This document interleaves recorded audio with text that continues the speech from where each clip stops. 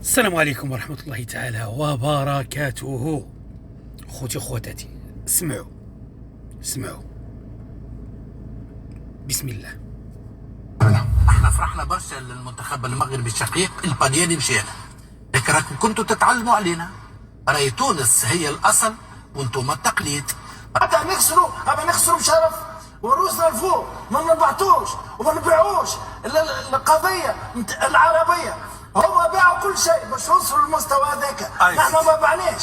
لكن فما نقطه برشا اللي احنا زاد قاعدين نروجوا لها احنا بنفسنا، نحكيو على الثوره وعلى استراتيجيه معناها ايجابيه في المغرب من ناحيه كره القدم. راهو هذا نقول لك وهم، لانه ما فماش حتى استراتيجيه غير البنيه التحتيه. صحيح فما تحسن في البنيه التحتيه المغربيه، لكن من ناحيه كره القدم وكان هم عندهم استراتيجيه وصلوا لنتيجه، راهم ما يجيبوش في اللاعبين من اوروبا ومن المزدوجين الجنسيه. ما نستناوش في دروس من حتى حد. نحن سباقين في كرة القدم، سباقين في اي كل حاجه، سباقين. خوتي وخواتاتي، ما كنبغيوش نهضروا، ولكن من كتسمع هاد الشيء وكتشوف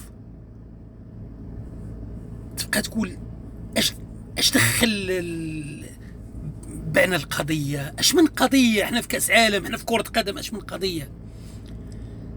لاعبين مجنسين، اش من مجنسين؟ شوفوا انتوما 14 لاعب او 15 لاعب، والاسماء كما قلت لكم فيها سيباستيان وفيها فلان وفيها علان. ما فهمناش يتكلموا من اجل الكلام فقط. وغنزيد نسمعكم، سمعوا شنو قال المذيع الشهير المحبوب عند المغاربه. بالطريقه نقول يا ريتنا ما ترشحنا، الحقيقه يا ريتنا ما وصلنا لكاس العالم. تاريخ الكره التونسيه يعبث به في هذه اللحظات في مونتيري في هذه المشاركه. تاريخ الكره التونسيه،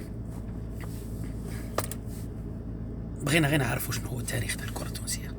كاس افريقيا 2004 بايادي خفيه، بمجنسين برازيليين، بامور كثيره لا حول ولا قوه الا بالله.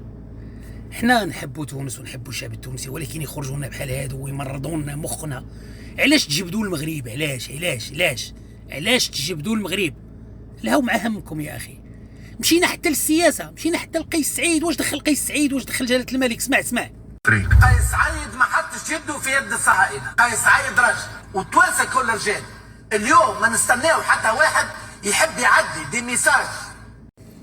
واش دخل قيس سعيد؟ واش دخل شي واحد يعلمنا؟ خوتي حنا ما نعلموكم، ما تعلمونا. كل واحد يلها معاهم، والله راه فيها دين اللي جابكم. ما فهمناش.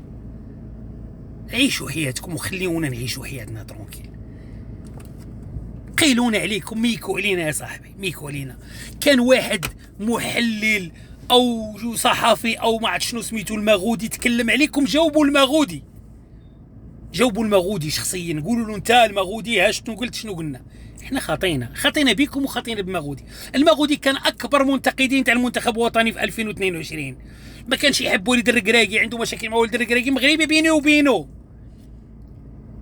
قال عليكم كلمه جاوبوه هو، وراه كاين واحد الصحفي اللي طلع وراه جاوبه وترفع له القبعه بينه وبينه.